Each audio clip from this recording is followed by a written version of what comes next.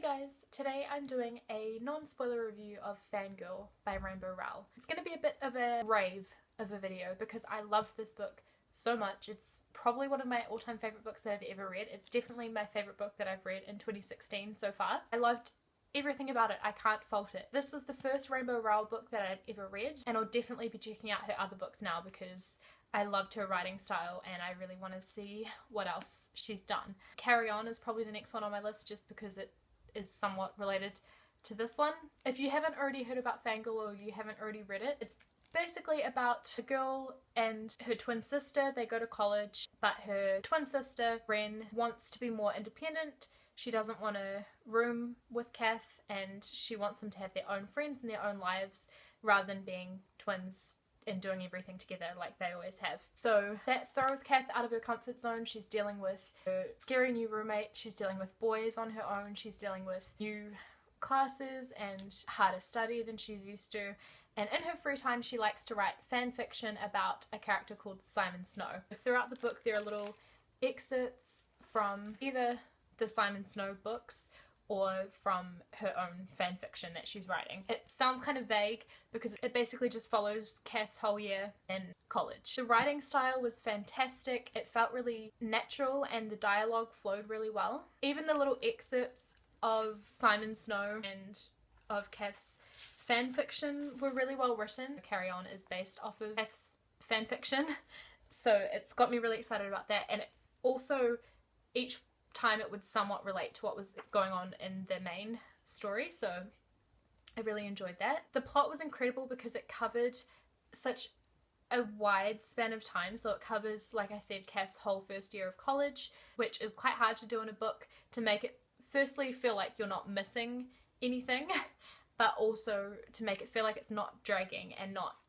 getting boring. It's a contemporary novel, so it's just really following the lives of the people involved. It just felt like it was passing by the same way that life passes by, so you kind of don't realize how much has changed and how much has happened until you sit down at the end and it's suddenly just gone. At one point Kath says to really be a nerd she decided you had to prefer fictional worlds to the real one, and I really wanted to be in this world when I was reading it, even though like I said it's not a fantasy, it's just set in a college or university. It made me wish that I was going to college and studying and learning about fiction and having assignments and having to eat in a cafeteria and have a roommate, and even though Kath, you know, has struggles in respect to everything, it made me really wish I was going through the whole college experience. And it made me want to know all about Simon Snow. I want to be a Simon Snow fangirl. Like I said, can't wait to read Carry On. The characters are what really drives this book, I would say. I think it's the strength of the characters that makes me love this so much. Every single one of them was perfectly written. Every character had layers, they were believable, and I think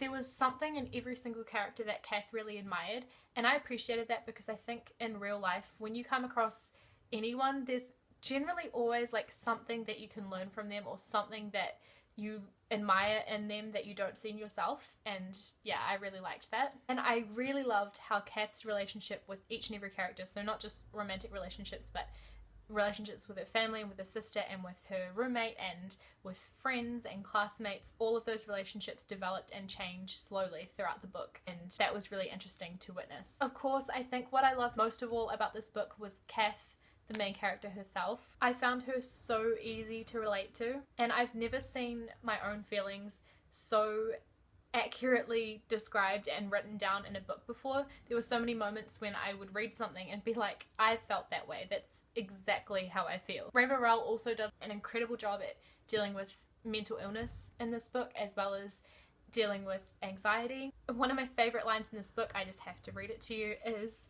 "In new situations, all the trickiest rules are the ones that nobody bothers to explain to you."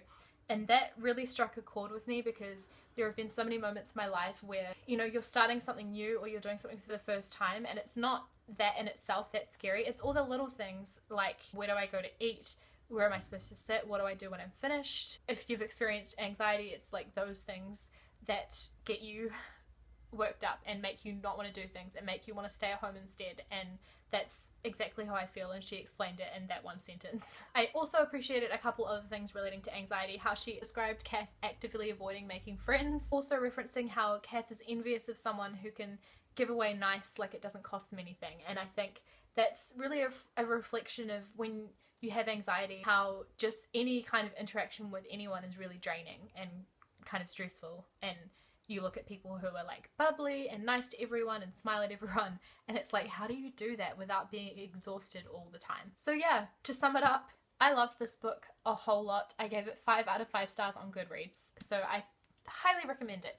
If you've already read it and you want to tell me your thoughts on it, or you want to chat about it, leave comments below. Just make sure if you're posting a comment that has spoilers in it, just write spoiler at the top just so we don't ruin it for anyone else. If you've read Carry On, please tell me what you think of it. Do you recommend it in the comments below? No spoilers obviously, but if you've read Fangirl and then read Carry On afterwards, I'd love to know, because I definitely want to read that like ASAP. I did review this on Goodreads before this video is going up, like well before.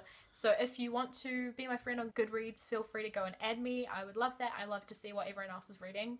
I also have Instagram and Twitter if you didn't know, so those are linked in the description box as well. Thanks for watching this video, and I will see you guys next time. Bye.